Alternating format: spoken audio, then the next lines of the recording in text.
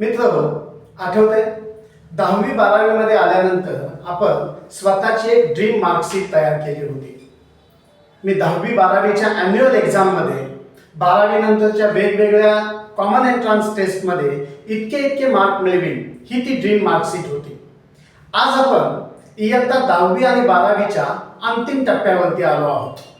बऱ्याच ठिकाणी सराव परीक्षा चालू झाल्या. पहिल्या दुसऱ्या सराव परीक्षांचा रिझल्ट आपल्या हातामध्ये आला. थोडा आपण विचार करूया, आपल्या ड्रीम मार्कशीट मधले मार्क आणि सराव परीक्षेमध्ये मिळालेले मार्क्स यांच्यामध्ये तफावत कितीची आहे. ही तफावत जर व्यवस्थितपणे तुम्ही बघितली तर पुढची अभ्यासाची दिशा जी आहे ती दिशा आपल्याला लगेच सापडेल.